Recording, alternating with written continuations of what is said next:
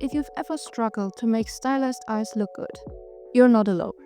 I always looked at anime eyes like in Frieren and thought, how do I recreate this? I tried a texture painted sphere, and I tried adding just an indent, but both start to look weird once you view them from certain angles. So today, I'll walk you through my stylized eyebrow setup step by step. It's beginner friendly, but the result can look surprisingly high-end, because the lens material does most of the heavy lifting. A couple of quick notes before we start. This is designed for Eevee, but it works fine in cycles as well. For the lens effect in Eevee, you need ray tracing enabled, plus ray trace transmission in the material settings. Without those, it won't refract. Let's start from scratch. Add a UV sphere. I usually keep it pretty simple. You don't need a million segments for a stylized look. If you're doing extreme close-ups, you can add a subdivision modifier later. But start simple. You can always increase resolution once you've nailed the shape. Now tap into edit mode and rotate the sphere by 90 degrees.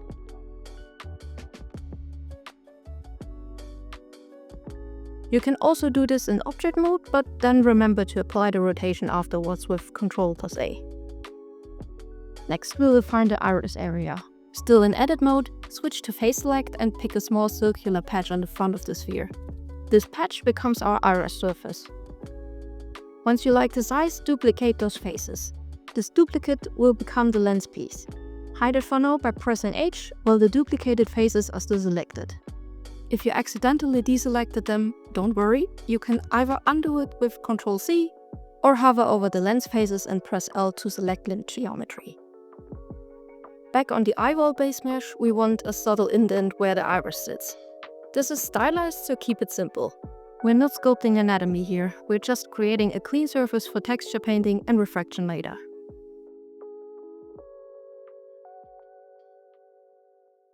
And now we unwrap. I like to keep this simple, select the middle edge loop of the sphere, mark it as a seam, then press U and choose Unwrap Angle Based. This gives you two circles.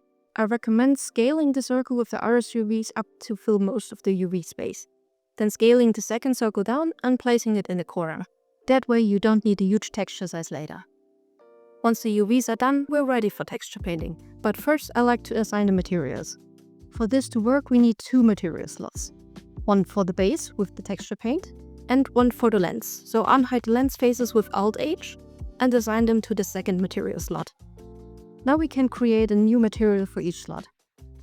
For the base, I use my own simple stylized shader. The important part is that it includes the image texture for the iris. I'm not going to deep dive the stylized shader today. The star of this tutorial is the lens, but I'll show you the minimal setup.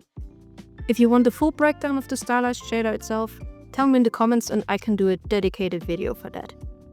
Now we can do some quick texture painting so we can actually see the refraction once we set up the lens.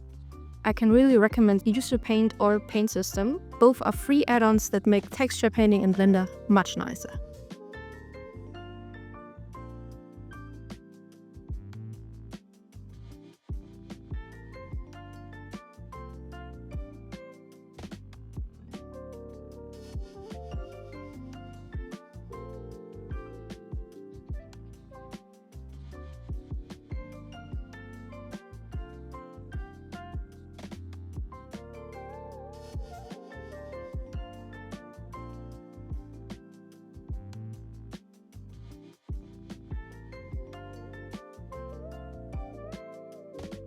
I found that slightly painting over the edge of the iris helps to look a lot. And if you decide to paint in a highlight, I'd recommend turning off the glossy influence of your light source, so you don't get duplicate highlights. Now for the lens. This is literally a principled BSDF doing one job: clean refraction. Set roughness to 0, transmission to 1, and then add a value node set to 0 and plug it into thickness. The interesting value is IOR. That controls how much refraction you get. At 1.0 there's basically none, and the higher you go, the more distorted it becomes. I found my personal sweet spot is 1.1. If your lens looks flat white and doesn't refract, it's almost always an Eevee setting issue. Here's the checklist again. Enable ray tracing in render properties, and enable ray trace transmission in the lens material settings. Once those are on, you should immediately see the iris refract under the lens. One more thing, I noticed the refracting lens can darken the iris quite a bit. My go-to fix is to paint an emission mask as well and give the base material a subtle emission just for the iris to brighten it back up. And that's it. I hope this was useful. Thanks for watching, and if you want to support me, hit the like and subscribe button. See you in the next one.